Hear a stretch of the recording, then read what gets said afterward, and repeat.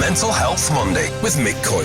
Radio City Talk. It's Mental Health Monday. It's the 24th of June. My name is Mick Coyle. It's that time of the week where we talk about mental health, and we do it in all kinds of different ways. Thank you to everybody who got involved in last week's show with Sean Clifford on the programme as well. Claire from Fleabag, brilliant episode, still available to download as a podcast, absolutely free. Don't cost an out to download the podcast we provide here at Mental Health Monday from Radio City Talk. And another great guest this week is a professional footballer. We know he's professional because he's just signed a new one-year contract. Kevin Ellison's on the show. Kevin, great to see you. How are you? Hi, Mick. I'm good, thank you. Pleasure to be on. Hey, congratulations, by the way, on the new contract as well. You've just hit a milestone birthday, right? Yeah, I think there's a bit of laughing and joking about it because I am 40 and I've just signed another year, and here I am. Lads will say I'm hanging in, but I still think I can do my fair share and offer it and impact and affect games. There are plenty of fans from this part of the world: Southport, Chester, Chorley, Tranmere, yeah. and Morecambe now, of course, who will know the name of Kevin Ellison as well. So it's a long time you've been involved in football now. Some people say it's only a 10-15 career, but you're like a quarter of a century down now, right? Yeah, and I think I'm 21 years into professional football now. As you say, I did start off and played a bit of non-league and worked at the same time, and I think I was 20 or something, just turned 19, 20 maybe when I got my first chance at professional football, and I've not looked back since. I've enjoyed every minute of it. Can I ask you about, obviously we'll talk about the mental side of things, but physically you're a big guy, and sort of you're more than 6 foot tall. Were you that tall when you were like 14, 15? Were you able to sort of make impacts in games because you were seen as being a physical presence? It's funny you say that because I weren't. I think growing up, I think I was one of the smaller kids, and come to 14, 15, did me height go against me with football clubs when they released me, obviously for schoolboy forms? I think it might have done, and then next thing I'm out on the town, obviously in the clubs in town, I see ex-school friends like, have you been in a grow bag? Because for 16, 17, I was struggling with obviously groins and knees, and I'm like, is this football? Too much football, concrete and that? And then all of a sudden, I've grown another 6 or 7 inches, do you know what I mean? 6'3" nearly. So yeah, I think it was, growing up I weren't the biggest. I say to my little lad now, he's not the biggest, he's going to have a growth spurt soon, he's 14. And as I say, he's got a bit upset with himself because technically he's a very good footballer, but his schoolmates have all got beards and that now where he hasn't, so I've told him not to get frustrated because he will have a growth spurt and one day he might be the same size as me. There's obviously a lot of highs and lows from young players of that age, 15, 16. Are they going to get signed on? Are they not going to get signed on? If one lets them go, will other doors open? What's that like for a young man to go through that? The uncertainty as to whether or not this career is going to open up for you? Yeah, definitely. As you say, you do get released. I think at the academies now, I think they all go to a certain school. I think Liverpool go to Rainhill, Everton go somewhere else, and yet they release them at 13 and 14, but yet they're still in the same school, still in the same environment with the school. Their mates who are playing for Liverpool and going to train with Liverpool in the day and then going after school. I think, me personally, I think there's too much emphasis on putting these younger kids into the academies at the minute. You see some of them, they're 5 now, they're going to the football club with tracksuits and that on. I think they get droned and into a little thing where it's football, yet not realising they're losing the social life as well. And I think I'm not blaming parents, because parents do obviously see, well, we can get a good life out of this and that, but at the same time, I think some parents are living their lives through their kids. In terms of your own career, and you've had a good career, and they say, if anyone can get paid to play footy, you're doing all right for yourself. And a lot of people will think, oh, he's doing all right. He's signed a new contract. He's 40 years of age, and he's got another year to play with Morecambe FC. But there's another story, and a story you've started to share. There's a great little YouTube documentary. I know some students have been working with you called The Dark Side of the Beautiful Game. At what point, we talk about your development, did you start to have feelings that made you think, hang on a minute, maybe everything's not so well? I don't know. I just think over the years, I think with football, as you say, especially when I got to me 30s maybe, and me 31, I've just been released from Rotherham, and you're thinking, where do I go from here? I've got a couple of kids at home, obviously a house to run, obviously mortgage, stuff like that. And then you're thinking, as you say, people say in football, if you'd have told me at 21, as I got to 30, 31, 10 years of football, I'd just snap your hands off. But then you don't realise the situation you're in. We know nothing else. I've played football basically since 21. I played a bit of part-time and worked a little bit, so I know about the outside world. But yeah, my worries were still there regarding obviously contracts, and if you get injured, not playing in the team, it affects you because you train all week and you want to play Saturday, and then you get injuries, and then when you're injured, you get managers. I've had managers in the past who've told me I'm not I'm not good enough to the club because I'm injured, I'm useless. Basically, that's the way they see it. And I think it is a little regime. What can I compare it to? I don't know. Is it the army? Army probably is more tougher, and obviously they go in the front line. But along the lines of that, I think it's pretty similar, where you get told what to eat, what time to train, where to be, and you miss out on all the social life. You do have to sacrifice certain things in that. And people probably, you might ask me now, would I swap it for where I was? I'd say no. I'd still do my career the way it was, even though it put me in a bad place, but I wouldn't recommend it, and I wouldn't push my children into football. Was it, or is there a feeling it's kind of all or nothing? Because of course you've got to give everything, but actually at the end of the week you might have nothing to show for it if you're not involved in a match day. And at the same time, you've got a contract, but the next week if your contract is expired, suddenly everything's at risk, unless you can then start again with a different club, which might involve moving somewhere else, different part of the country, getting the kids into new schools. There's a lot of stress and anxiety that comes with that, presumably. Yeah, definitely. As you say, regarding contract coming up and moving home, I've moved from Liverpool to Hull, and obviously brought my ex-partner and me little boy there. And I used to go to training. My little boy had reflux and colic back then. He wasn't well, wasn't seriously ill, but it was something that obviously affected me and the ex-partner. I used to come home from training, the baby would be screaming the flat down, and she'd be in tears going, I can't do nothing, I've got no help. And he hasn't stopped crying since you left like 4 hours ago. So stuff like that, it does put pressures on you. And as you say, it is, regarding obviously playing football, you train all week, and you train to play on a Saturday at 3 o'clock, or you train to play on a Tuesday at 7:45. But yeah, if you're not getting picked and you're doing your best, then people are overseeing it, and the gaffer's telling you need to do this and you need to do that, but you're doing as much as you can. I do think it has an effect on you. Yeah, and fatherhood, becoming a dad for the first time, the added pressures that come with that mean that the respite isn't really that. You can't just go, well, I'll go home now and I'll relax, because when you get at home, you've got to deal with all the nappies and the reflux and the screaming and all that kind of stuff. Exactly, yeah. My ex-partner was brilliant at that, to be fair, but as you say, I'd come home and then obviously say I'll take him out for a walk in the pram and walk him around the block where I lived in Hull in Beverley, and she was like, no, you can't, you won't stop crying. I was like, no, leave it, I'll do it. And there I am, an hour and a half walk, and he's still not stopped crying. That's obviously since 9 o'clock in the morning, 8:30 when I left maybe. So the pressures, as you say, becoming a new father and obviously uprooting your family to think for a better life, and that it didn't work out for me. When you were doing that, was there something in the back of your mind going, well, I'm a professional footballer, I've got my family here, I'm on a good path, but it's just not quite working out? Or was there something at the back of your mind going, hang on a minute, there's something not quite right?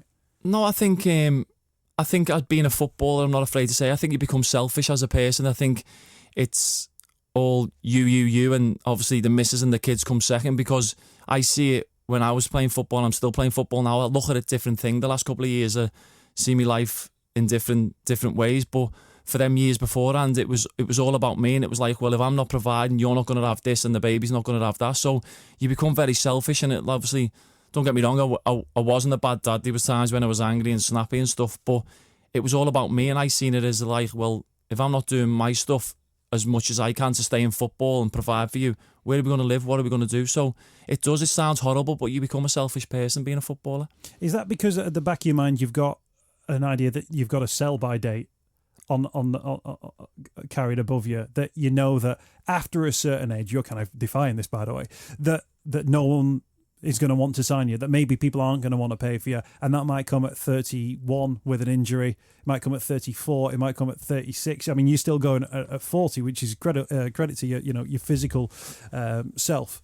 Is there a sense with that this might end tomorrow? Yeah, I think there is a sense. As you say, you go out and you don't know, you could play on a Saturday, and could that be your last game? You could get a bad, horrific injury, and touch wood, I've never had them, but I've seen people in the past and they've had to retire at 25, 26. So yeah, I do think it's that you want to get as much as you can. As you say, it's a short period, our career, and you want to get as much, obviously, finances and backing as you can for when you do, because the likes of our level, we will have to go to work. I'll have to go and work when I finish football, whether I stay in doing coaching or whatever it is. So you do become to try and cram everything in, and then, as you say, it's 10 years. You'd be lucky to get 10 years this day and age, where, as you say, I'm lucky enough and I'm blessed to still be playing now, but I do honestly believe, you try and get everything in. We've got professional footballer Kevin Ellison with us on the show today, Mental Health Monday. You've been working with a project with some students, right, who came to you and said, can we talk to you about your career and maybe other things that you've experienced within the career under the banner The Dark Side of the Beautiful Game. You mentioned in the documentary that's up on YouTube, and people I'm sure have seen it, that this idea that when you get home from training, if your lad said, "Oh, can we go and kick the ball around in the garden?" you'd be thinking, actually, no, I don't really want to do that. Something which maybe before you became a dad, oh, that'd be something I'd love to do. That's something that'd be an easy thing to do. The idea of kicking a football around in the garden with one of your kids, brilliant. Maybe, and then turned out to be not the case. Yeah, if you ask me now, when I look back, I think I look over and I think, yeah, I'd love the little son obviously playing in the garden, get samba goals up, and nice summer's evening when you come back from training and stuff, and you can play out there for a few hours and have a kick about with him. You see the smile on his face, and I do that now. I have a little kick about because I feel like I took that away from him from what I was going through. And as you say, there was times when I come home from training and he'd be like, "Dad, football," and my ex-partner at the time would go, "Just go out for 5 minutes and have a little kick about with him while I sort the tea and that." But I don't know, for whatever reason, I'd come home from training and then I'd go out and I'd have a couple of shots, and then I for whatever reason, I felt this. I describe it as like, I've spoke to other lads and they're saying he had a rat in his head and this and that. Mine was like a dark cloud that come over me, and I had no control over it. It was turning me into, obviously, miserable. It'd be angry, snappy. It was turning me into somebody I didn't want to be. And how did that sort of show itself to your lad, who obviously just wanted to play football with his dad? I don't think he really understood at the time. I don't think the ex-partner did. I think she just obviously thought I'd had a tough day of training, and I've run around the field all day and kicked a ball, and I just want to sit down and put my feet up, where I'm not like that now. As I say, I do as much as I can with my two kids now, because I feel like I took a bit of them away from their youth of having fun and being a child, where, don't get me wrong, I never ever hit them, wasn't violent towards the partner neither, but it was them little moments where I cherish them now. I don't live with them, so the more I see them, the more I do little stuff like this for them, and obviously I think it's my way of paying them back, of me feeling probably guilty back then. That dark cloud you talked about, sometimes people talk about different things. The rat in the head, that's a new one that I hadn't heard before. But was it a diagnosed depression now? Is that something that you recognise? Yeah, it was, as I say, I went to a few anger management classes myself with my ex-partner, speaking to her, and we thought it'd be a good idea because I was becoming snappy, and she said she was like walking around on eggshells and stuff like that. So out my own pocket and that, I went to do a few anger management courses, done one year, a couple of years back, while I was obviously still with the ex-partner, and then I done it, I felt great. Thought, yeah, this is happening. I'd come home with some obviously audio stuff and learn to do stuff and control breathings and bits, and then a couple of 14, 16 months down the line, I felt that coming back again. So I thought, the relationship's on the rocks a little bit here, I'll go again, have another go, but yet not realising that actually that anger part was part of a little wheel in the cog that I was going through at the time. I didn't know I was going through depression, anxiety at the time, and next thing, obviously we split, and I'm seeing more and more stuff, and I can relate to certain things when I seen stuff about mental health and stuff, and I was like, without sounding a bit mad, it was me looking at these little traits, and I'm like, that's a bit of me, that's me. So took me time to speak to the PFA, obviously spoke to them, gave me a number because they don't like you them calling on your behalf. You have to be seen to wanting help and go and ring this number. So drove home from the PFA meeting, got home, couldn't ring the number. Simon Barker texted me, "Have you rang the guy?" I was like,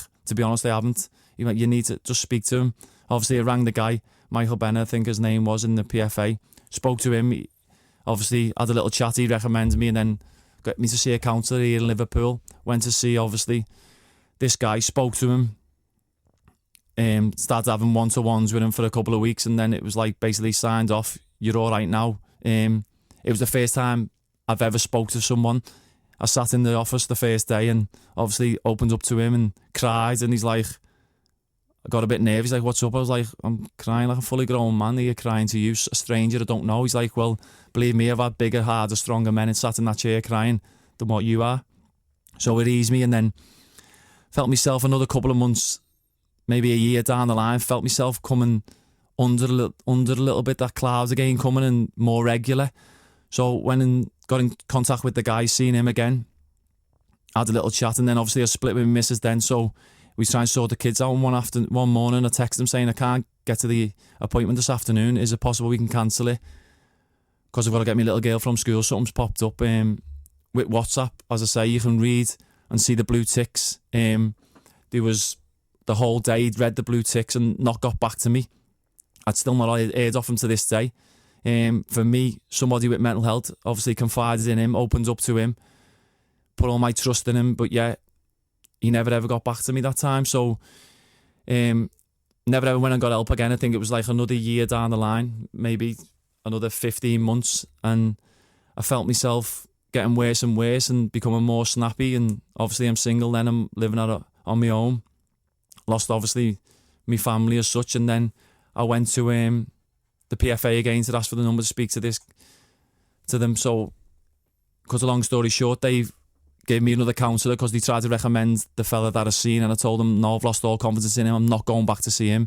He left me basically high and dry when I needed him. I could have been in trouble then, and he never replied. He's seen me WhatsApp. So they sent me another guy. He came to mine, he done regular visits on a Monday night, passing, I would get the kids from school, and then the ex would come and get them, and then he'd come in and done loads of homework with him, and obviously he recommended me to do the yoga and the meditation stuff and all that, and here I am today. I say thanks to him, because he was somebody, being a counsellor and works for the NHS and does private stuff for the football league. He's someone who'd been through stuff, and for what he'd been through, I think he helped me massively.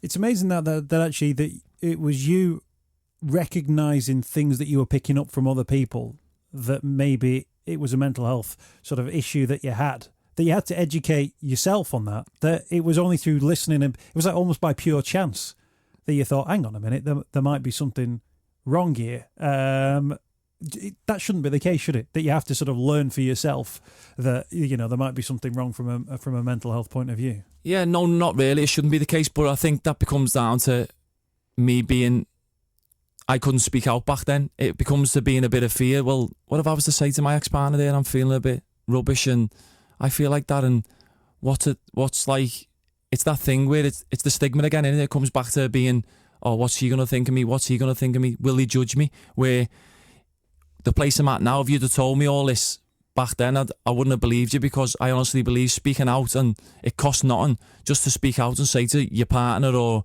your mate, listen, I don't feel too good.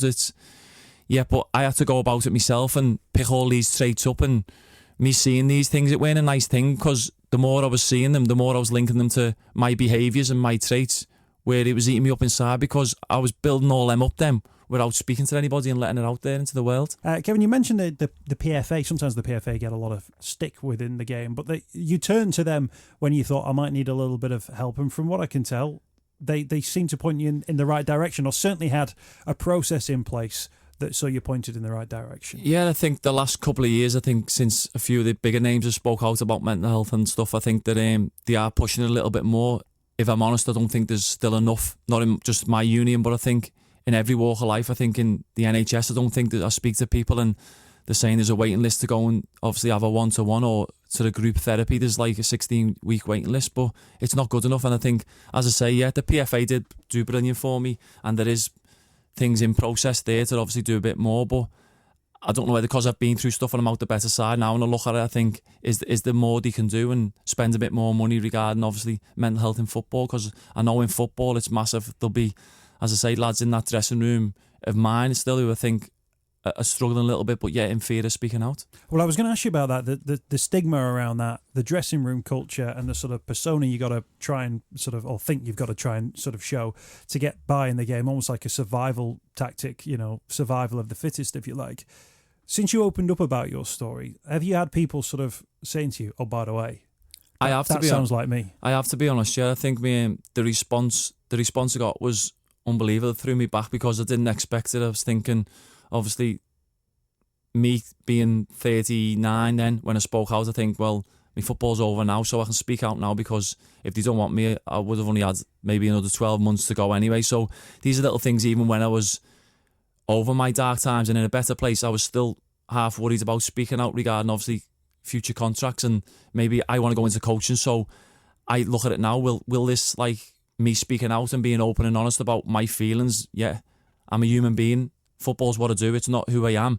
So will it affect me getting a coaching job? I think somewhere along the line, I think somebody might take a chance on me when I want to go into coaching, but I think a majority of the clubs will look at it and think he's had a mental health problem. We don't really need him. Where realistically, I'm in a place where I can help players and help people around the football club more because I've been through certain things. I think Stan Collymore came on the programme and he was talking about issues that he had when he was a pro, and he said he went back into the dressing room and it was Gareth Southgate, Hugo Ekiog, Ian Taylor, Andy Townsend, all people who sort of were looking at him going, what's your problem? Like, what's wrong with you? And then he said he saw Gareth Southgate years later, and Gareth Southgate said to him, if I knew then what I know now, of course we'd have all treated you, completely different as people sort of educate themselves. Is that something that football needs to do itself, do you think? Or is it about individual clubs saying, you know what, never mind the physical state of the players, if they're not right mentally, we're not going to get the performance of them anyway, so we may as well look at it as a double, the mental and the physical together? Yeah, I think the way it has gone now, and as you say, you're speaking about, I think maybe it is time for the football clubs to get somebody in, and obviously for a player to go into him, his office will be open there, have an office for him, go into him, speak to him, say, listen, because as you say, if you've got players with problems off the field, they're not going to play the best on the football field, so the football club themselves won't get the best out of that player for whatever reason. As I say, he might have drinks problems, might have a few drugs problems, might have gambling problems, might have problems at home with his missus and the family. So yeah, I think it's definitely a thing that football clubs need to look into, especially going into the future now, obviously with so many people speaking out, because the more and more that speak out, I think more and more will come out. So yeah, I do think it will be ideal for football clubs, but then again they'll say it's about finances and this and that, but yeah, then finances, if you've got a player who's technically very, very good but his head's elsewhere, what's not to get a few finances in place to get him sorted, which might finance the club and get the club up the league sort of. Well, and you only need to go back. You could pick out, loads of different players who over the years we go, he was a wasted talent. Oh, he had the ability, but he threw it all away. And actually, we don't know what was going on in that player's head. We don't know the reason why. Maybe they wanted to throw it away. Maybe they'd had enough. Maybe or maybe it was a depression battle. Maybe it was an anxiety on a match day. Maybe they'd been having suicidal thoughts. That might be absolutely reasonable an assumption, because it's happening in society. So of course it's happening in football dressing rooms. Yeah, definitely. And it's funny you say that, because as I say, I was talking before to you regarding obviously that counselling course I went through the PFA, done a little taste of the course in the day, and basically stuff I come away with that from, it was obviously regarding children, how you watch children, how they will never speak up. You ask children what's happening at home, this and that, they won't do it, but yeah, they'll give them figures and Lego and they'll role play as certain stuff. And it was quite funny, because I come away with it. I come away from there, me learnt a lot regarding obviously my own children and how they go about obviously with the split of their parents and how they go about stuff. But it comes back to, as you say, being, where I said about before, being selfish. I think that's what happens in an football environment. You become selfish, so as you say, you become, yeah, I'm the macho man, but I was probably the loudest person in the dressing room, probably one of the most pranksters, but yeah, I'm the one who come out before them all, suffering and in a bad place. So that's where we're at the minute. I do think people need to speak out a little bit more. Well, obviously got a new contract to the club, so Morecambe have obviously been impressed by what you've done and what you still offer on the football side of things as well. Has anyone at the club mentioned anything to you about speaking out? Has it been a positive response that they've offered? It has, to be honest. It's been very positive from when I spoke out last year. I think the gaffer never obviously seen me over the summer tweeting that stuff, because he's called the Twitter police, the gaffer. He doesn't actually have a Twitter, but he's got one there because he knows what all the lads are up to, weekends and holidays and this and that, so we call him the Twitter police. But when I went in first day, he obviously called me in, we had a chat, and he's like, I didn't realise it was this and that. I was like, Gaffer, it is what it is, do you know what I mean? I've never asked for the day off. And he's like, well, if you ever need this or need that, just let me know. Where I wouldn't, obviously I'm not one to, as I say, even to this day, I've never had a day off with my illness, and I think football for me was my relief. It was my medication in a way. It was my way of getting through my dark times, playing football. So as I say, the response regarding obviously people around the football club's been amazing, and I was honestly thrown back by it. Which is I imagine a brilliant sort of example about how an employer can respond when an employee shows signs of maybe some of the things that you've been going through. They go, right, I understand. How can we help you out? You would hope that actually every employer could respond in that way. You probably get the sense that in different walks of life that doesn't happen, but in your case it has happened, and that's to be commended from Morecambe's point of view. You mentioned in the counselling stuff, by the way, and sort of learning about that, the training. Is that something you might consider going into? I'm definitely considering. Yeah, I did enjoy the little taste today, and as I say, the stuff I learned within them, like what I was there for 8 hours or something. The stuff I learned, not just for myself, but obviously what I could bring to my children, and then obviously, since I have spoke out on, as you say, on social media, and that the amount of people that have contacted me for help and won't go to see the GP or won't go to the football union. Why? They come and speak to me because I've been through stuff and they can confide in me. But yet I tell them, as I say, I'll say it again, I'm not a doctor. I can help them out and tell them where I've been and what I've been through, but they might need to go and seek professional help. And as you say, I am looking at that course, and I think it starts in September, and it's definitely something I'll be really interested in. Obviously, and obviously you're a footballer, but I don't know about you, but the more and more you talk about mental health, you realise it's actually not specific to job roles or ways of life. It's actually a little bit of everything, isn't it? It's like whether you're a footballer or not, musician, you got a job in an office or a factory, your mental health is your mental health. Yeah, it was funny because I was talking the other day, I shopped in the Aldi by mine, just talking, and I got pulled up, and obviously speaking to someone, he's like, I won't name names, but he said to me, how can you be like that? You were a footballer. I was like, well, I just looked at him in disgust. I was like, yeah, I'm a footballer. I'm a human being. I'm not a robot. As I say, football's what I do. It's not who I am. But as you say, it's like football doesn't make me immune from getting a mental health illness. Football is, as I say, what I do. Yeah, it's in every walk of life, so people will get affected by certain things. Yeah, absolutely. And that's part of the stigma, isn't it? That people go, well, what have you got to worry about? You play football for a living. It's like, well, but then there's obviously it's an illness, so you can get ill no matter what job you do, but also there are pressures to each and every individual job which people don't understand unless you're in that position yourself. And it's why, if you hear about a rock star turning to drink and drugs, we just go, oh, well, they're rock stars. What do you expect? Well, actually, there's somebody who's reaching out for something. There's an addiction. There's a mental illness that we could talk about if you wanted to.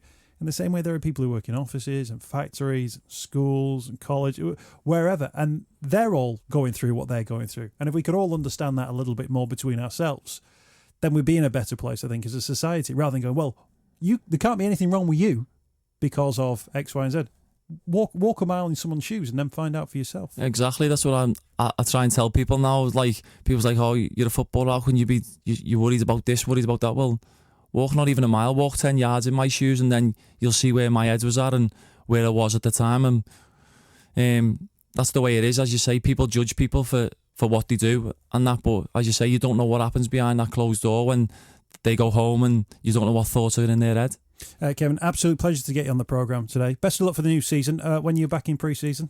Wednesday. It's getting earlier and earlier now. Hang on a minute. It used to be first week of July, and now it's come within the 26th of June, and we're back in. Have you just kept yourself topped up fitness-wise? I've done bits and bobs. I normally shut off for 3 or 4 weeks and not do anything, where I was on holiday and I'm seeing some of the other lads doing one-to-ones and that after the weekend. I'm thinking, I might have to do a bit more here to try and keep up with these. You're looking in good shape for 40 years of age. New contract at Morecambe. That's another season for Kevin Ellison, and sharing his story as well. You're up on social media where you've been tweeting the video, the links to the Instagram as well. The Dark Side of the Beautiful Game, which shares more of Kevin's story as well. Really appreciate you coming on the programme today. Thanks for joining us. Thanks for being part of Mental Health Monday. Cheers, Mick. It's a pleasure to be on. Liverpool Live with Mick Coyle. Rock, sport and talk. Radio City Talk.